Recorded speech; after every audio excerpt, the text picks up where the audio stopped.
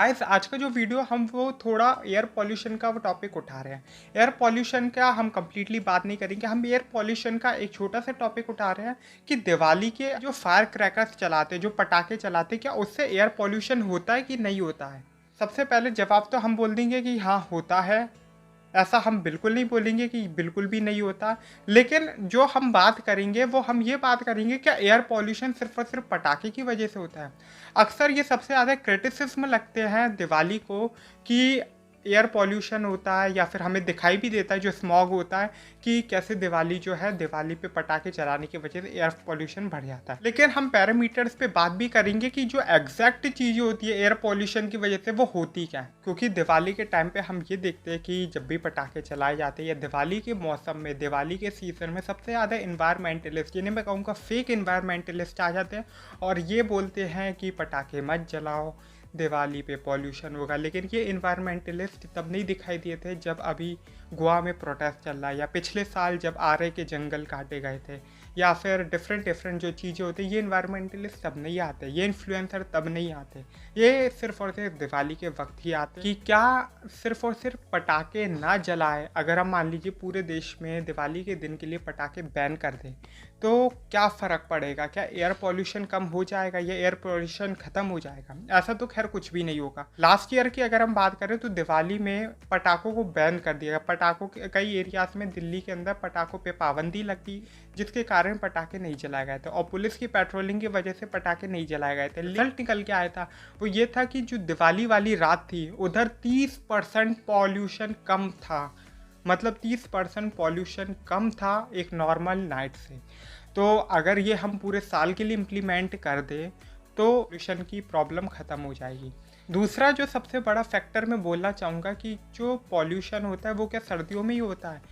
Main ये बात होती है कि जो पॉल्यूशन है वो दिखता सर्दियों में, और दिवाली भी सर्दियों के मौसम में आती है, जिस वजह से दिवाली में हमेशा मुद्दा यही बन जाता है।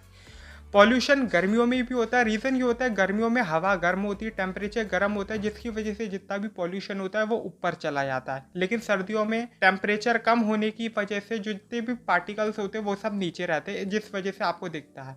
अब सबसे बड़ी बात तो मैं ये कहूँगा, अच्छा होली मई जून की गर्मियों में नहीं आती है, नहीं तो मई जून में जो पानी की किल्लत होती है उसका ब्लेम भी पूरा होली पे डाल दिया जाता है। सिर्फ एक त्यौहार को टारगेट करना सही नहीं है, क्योंकि अगर हम और रीजन्स की भी बात करें तो अमेरिका के अंदर, सिर्फ अमेरिका के अंदर ही क्रिसमस के लिए कुछ 1 करोड़ से भी ज़्यादा पेड़ काट दिए जाते हैं। ये हमने सिर्फ एक देश की बात की जहाँ पे क्रिसमस के लिए 1 करोड़ से भी ज़्यादा पेड़ काट दिए जाते हैं।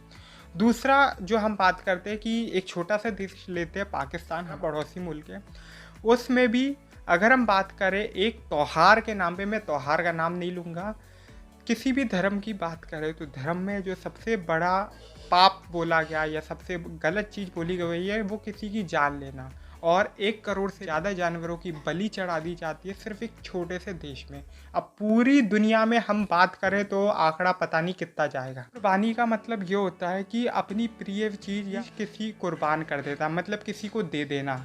उसमें हाँ एनिमल सेक्रीफाइस का रिचुअल फॉलो करते हैं लोग, लेकिन ये कहीं पे भी मेंशन नहीं है कुरान में भी। ऐसे अगर हम और धर्मों की भी बात करेंगे तो हर धर्म में कोई ना कोई त्यौहार होता है जो नेचर को हार्म करता है, या लोग किसी तरह के रिचुअल फॉलो करते हुए नेचर को हार्म करते हैं, चाहे वो लोहड़ी हो। लेकिन हम बात नहीं कर रहे हैं किसी भी धर्म की, चाहे सिखिज्म हो, बुद्धिज्म हो, चाहे ज्यूस का हो, चाहे फिर शिंतो हो, चाहे ट्रेडिशनल बिलीव्स हो, चाहे जैनिज्म हो। हम किसी भी रिलीजियस बिलीव पे बात नहीं कर रहे हैं, हम बात कर रहे हैं दिवाली के फायर क्रैकर के टॉपिक पे। एक साल में 365 डेज होते हैं, जिसमें से एक दिन की होती दिवाली। अब कोई बंदा ये कहे कि एक दिन वो पटाखे ना जला के पॉल्यूशन कंट्रोल कर देगा, तो फिर मेरे को लगता है वो सिर्फ और सिर्फ या तो खुद बेवकूफ़ बन रहा है या दुनिया को बेवकूफ़ बना रहा है। एक्चुअली में ये सारे वही लोग होते हैं जो पता चला एक दिन दिवाली ना बना के पॉल्यूशन को तो कंट्रोल कर लेते हैं, लेकिन ये बाकी दिन अपनी गाड़ियों में ही ऑफिस जाना पसंद करते हैं। इन्हें पब्लिक ट्रांसपोर्टेशन से कोई मतलब नहीं, इन्हें अपना खुद का व्हीकल चाहिए होता है, एक्टिवा या फिर मोटरसाइकिल वगैरह, 2 व्हीलर्स पे जाएंगे कहीं पे भी। पैदल चलना इन्हें बिल्कुल पसंद नहीं, चाहे वो 500 मीटर की दूरी क्यों ना हो। 2/3 of the total most polluted cities जो है वो सिर्फ और सिर्फ इंडिया के ही है। एयर पॉल्यूशन की अगर हम बात करें, ये थोड़ा पुराना पिछले साल का डाटा है, क्योंकि जो एयर पॉल्यूशन है वो मोस्टली सर्दियों में दिखाई देता है, जिस वजह से वो साल के एंड में डाटा निकलता है। तो अभी इस साल 2020 का नहीं आया, लेकिन लास्ट ईयर की बात करें तो मोस्ट पॉल्यूटेड जो सिटी था वो कानपुर था, फरीदाबाद था, गया था, बनारस था, पटना था। छठे नंबर पे आपका दिल्ली था। और उसके बाद अगर हम बात करें 7वें पे लखनऊ था, 9वें पे आगरा था, 10वें पे गुड़गांव और बहुत शहर थे।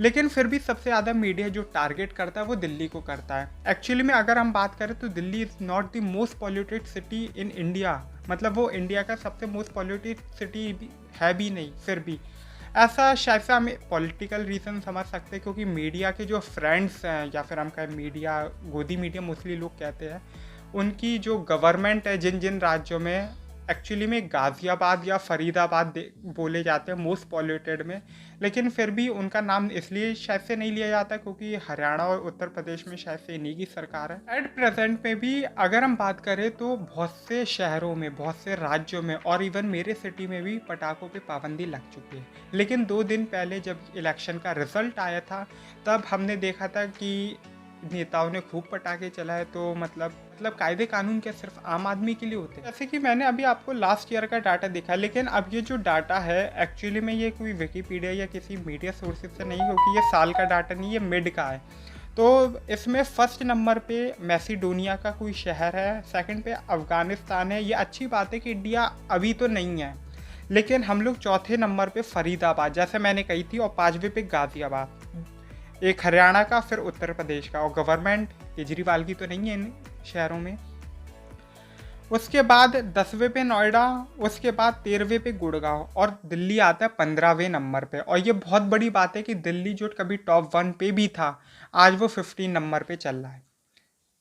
इंडिया और इंडियंस की मैं सबसे बड़ी कमी बोलूँगा तो ये है कि हमने पॉल्यूशन का अभी तक मुद्दा बनाया ही नहीं है।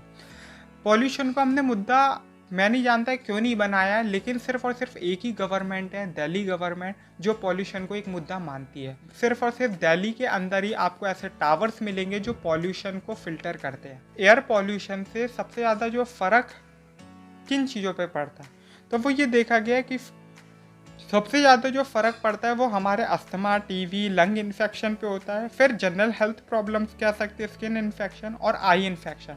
मतलब जो हमारे माँ बाप वगैरह कहते हैं कि चश्मा इसलिए लग जाता है बच्चों के कि वो जो है टीवी या मोबाइल की वजह से। तो इसी बात पे मैं एक फ़न फैक्ट भी बताना चाहूँगा। 12वीं-13वीं शताब्दी में चश्मे का आविष्कार हुआ और 19वीं शताब्दी में टीवी का आविष्कार हुआ। तो मुझे ये क्वेश्चन कीजिए कि 600 साल तक जो लोगों के चश्मे लगते रहे वो किस वजह से लगे? एयर पॉल्यूशन का जो सबसे बड़ा ब्लेम दिवाली को डाला जाता है। दिवाली का जो एयर पॉल्यूशन होता है वो 1% भी नहीं होता है। मतलब दिवाली जो पॉल्यूशन करती है, दिवाली के पटाखे, वो 1% भी नहीं करते हैं। जो सबसे ज़्यादा पॉल्यूशन करते हैं वो वही लोग करते हैं जो ये बोलते हैं कि हवाई पटाखे चलाना अच्छी बात नहीं होती, जो दूसरों को समझाते, बड़े बड़े ब्रांड्स कह सकते हो, बड़े रियल एस्टेट वाले।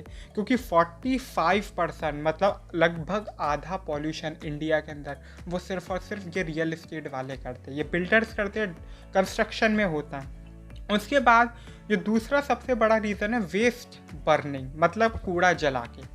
अब स्वच्छ भारत अभियान चल रहा है, स्वच्छ भारत अभियान में टॉयलेट तो बनाते जा रहे हैं, लेकिन टॉयलेट का जो सीवेज निकल रहा है, वेस्ट मैनेजमेंट की अभी तक कोई पता नहीं, कोई सिस्टम, उसके लिए कोई अभियान चल रहा है कि नहीं चल रहा है। तो हमारे जलाना पड़ता है, मतलब वो ट्रीट नहीं करते हैं, वो जलाते हैं। उसके बाद जो तीसरा सबसे बड़ा रीज़न है ट्रांसपोर्ट। जैसे कि मैंने अभी आपको मेंशन किया था कि गाड़ी में, एसयूवी में, एक्सयूवी में या फिर बड़ी बड़ी सफारी में घूमने वाले जो राय देते कि पटाखे मत जलाओ, पॉल्यूशन होगा, तो ये वही लोग होते हैं जो तीसरे नंबर पे आते हैं पॉल्यूशन क्रिएट करने में। चौथे तो देखो डीजल जनरेटर्स होते हैं जो इंडस्ट्रीज़ वगैरह चलती रहती है। 5वें पे भी हम इंडस्ट्रीज़ को ही बोलेंगे। और जो छठा है मतलब दिवाली के पटाखे से भी कई गुना ज़्यादा आपके घर का चूल्हा पॉल्यूशन करता है। हालांकि दिवाली पे पटाखे चलाने पे तो पाबंदी लग गई है, लेकिन क्या गोवा में पेड़ काटने पे पाबंदी लगेगी?